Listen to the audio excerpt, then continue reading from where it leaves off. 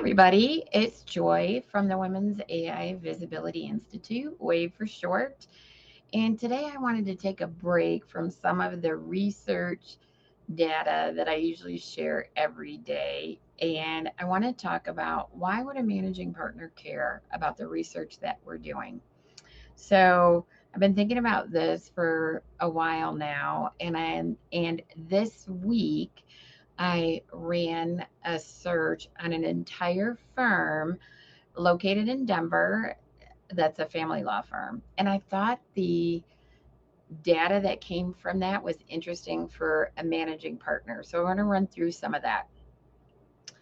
I ran it only on ChatGPT. I'm going to run it on Perplexity and Gemini as well. But I wanted to share this data with you because it starts opening the picture on why this is so important.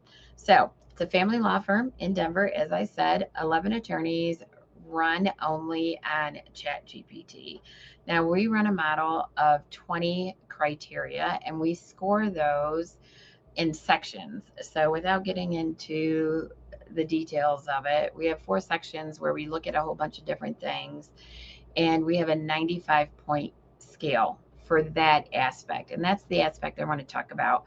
Now, we add 5 more points for a knowledge graph, then we do a deep dive into the schema markup, which adds another 12 points. So the final rubric score is 112. But for today's conversation, it's only going to be based on 95.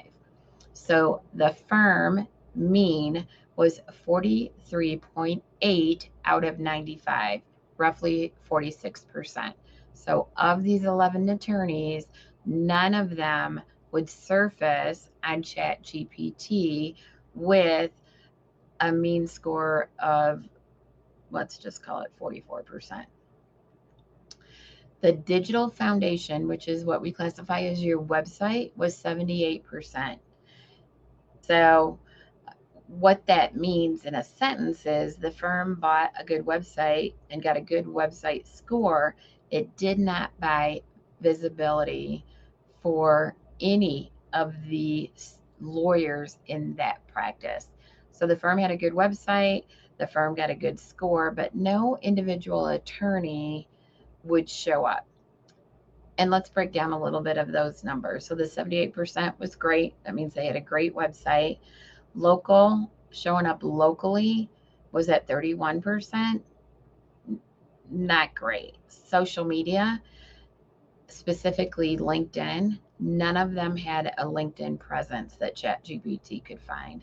And the structured data, also 0 out of 10 of the 11 attorneys.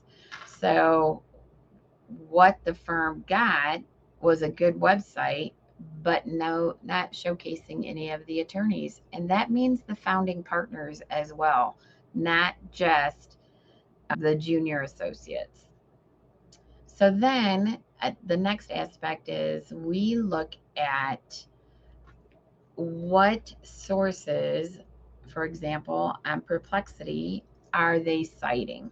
So for the Texas Perplexity study that we did, we looked at almost 7,000 citations across 186 attorneys. That averaged 37 citations per attorney. Websites accounted for 55% of those sources as a cited source. Then it was LinkedIn, then it was Super Lawyers, and then it was Avo. What does that mean? For a managing partner, the single most cited asset in AI legal answers is the one asset that the firm owns outright and controls. That makes it a capital acquisition and not a marketing proposition, meaning you control your website. And for Texas, that was 55% of a cited source. 45% are other sources, but at least for Texas, it was a more heavily weighted source. What's interesting is in other states that changes. So I'm specifically saying it for Texas. However, What we found in Texas was, yes, they had schema markup 84% of the time, but only 28% of the time did they have the correct schema markup. So for a managing partner, you're paying for something that you think you're getting and you're not getting it. I'm not saying that's intentional because schema markup didn't really become a thing until AI came around. You had schema markup to show that you are a local business. But with AI, and as smart as AI is, schema markup, which is just code on your website saying what you do, is asking for more detail. It wants more detail, not that you're a local business, but that you're a business that offers legal services, that these are the practice areas, and here's your attorneys that are licensed and educated, and all the things that I've talked about in other videos. What the Florida study did sharpened it even more. So if you think about the Colorado study, we found that 69% of the firms didn't have schema markup. In Texas, we found that 84% had schema markup, but only 28% had the correct schema markup. In Florida, we found that it was a matter of a perception gap, meaning 53.9 point spread between schema confirmed and schema found. So you might have the schema, but Perplexity that cites sources 54% of the time couldn't find it. That's another problem. So for a managing partner, you're thinking that it's getting done, but in reality, it's not getting done. Let's go back to the firm that I studied this week. What was interesting about this, because we've studied individual attorneys in Colorado, Texas, Florida, and now New York. What we found studying the firm is it's a seniority and not a gender. And what I mean by that is junior and mid-level attorneys are invisible by default, which is a firm can find or promote their founding partners, but the junior partners or the associates are not being found at all. Now, for a managing partner, you want all your attorneys to be getting business, bringing business in. But if they're not visible, they can't do that.